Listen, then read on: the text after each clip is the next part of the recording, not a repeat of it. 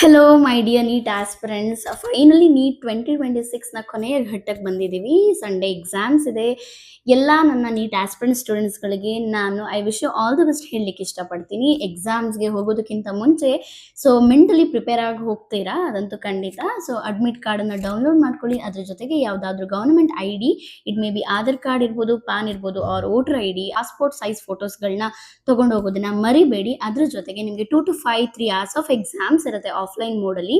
ನೀವು exam ಸೆಂಟರ್ಸ್ಗೆ before 3 hours reach ಆಗಿ around 11 o'clockಗೆ 1:30 ಮೇಲೆ ಯಾವುದೇ ಎಂಟ್ರಿನ ಕೊಡೋದಿಲ್ಲ ಅಲ್ಲಿ. ಹಾಗಾಗಿ ಬಿಫೋರ್ 11 o'clock ಒಳಗಡೆನೆ ರೀಚ್ ಆದರೆ ಐ ಥಿಂಕ್ ಕ್ವೈಟ್ ಬೆಟರ್ ಅಂತ ಅನ್ಸುತ್ತೆ. ನಾನೊಂದು ಹೇಳಲಿಕ್ಕೆ ಇಷ್ಟಪಡ್ತೀನಿ ಮಕ್ಕಳಿಗೆ, ಇಷ್ಟು ದಿನ ಎಷ್ಟು ಹಾರ್ಡ್ ವರ್ಕ್ ಮಾಡಿದ್ದೀನಿ, ಎಷ್ಟು ವರ್ಷದಿಂದ ಪ್ರಿಪೇರ್ ಮಾಡಿದ್ದೀನಿ ಅನ್ನೋದು ಮ್ಯಾಟ್ರ್ ಆಗಲ್ಲ. ಬಟ್ ಆ 3 hours ಹೇಗೆ ಮ್ಯಾನೇಜ್ ಮಾಡ್ತೀರೋ ಅನ್ನೋದು ತುಂಬ ಮ್ಯಾಟ್ರ್ ಆಗುತ್ತೆ. ಅದಕ್ಕೆ ಒಂದು strict discipline is much important.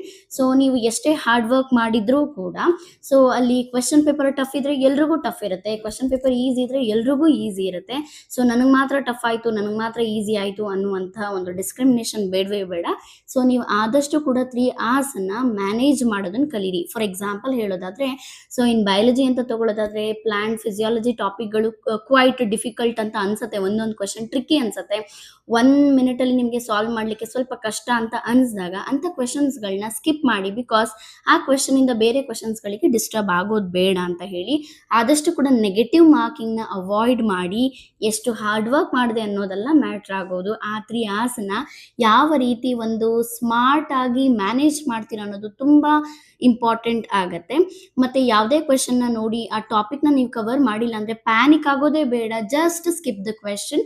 Next ಕ್ವೆಶನ್ಸ್ಗಳಿಗೆ ನೀವು ಹೋಗ್ತಾ ನೆಗೆಟಿವ್ ಮಾರ್ಕಿಂಗ್ನ ಅವಾಯ್ಡ್ ಮಾಡಿಕೊಂಡು ನೀವು ಸ್ಕೋರ್ ಮಾಡ್ಕೊಬೋದು.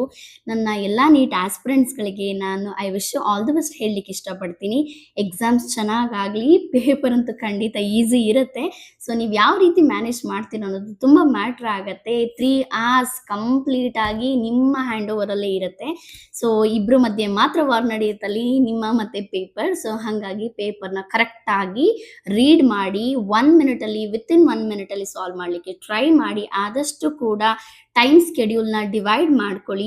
ಬಯಾಲಜಿ ಕ್ವೆಶನ್ಸ್ಗಳನ್ನೆಲ್ಲ ಆಲ್ಮೋಸ್ಟ್ 30 to 40 seconds-ಅಲ್ಲಿ ಸಾಲ್ವ್ ಮಾಡಿಕೊಂಡ್ರೆ ನೀವು ಫಿಸಿಕ್ಸ್ ಆ್ಯಂಡ್ ಕೆಮಿಸ್ಟ್ರಿಗೆ ಟೈಮ್ ಉಳಿಸ್ಕೋಬೋದು. ಈ ರೀತಿ ಎಕ್ಸಾಮ್ಸ್ ಟಿಪ್ಸ್ಗಳನ್ನ ನಾನು ಕ್ಲಾಸಲ್ಲೂ ಕೂಡ ಕೊಡ್ತಾ ಇರ್ತೀನಿ. Finally I wish you all the best. Thank you.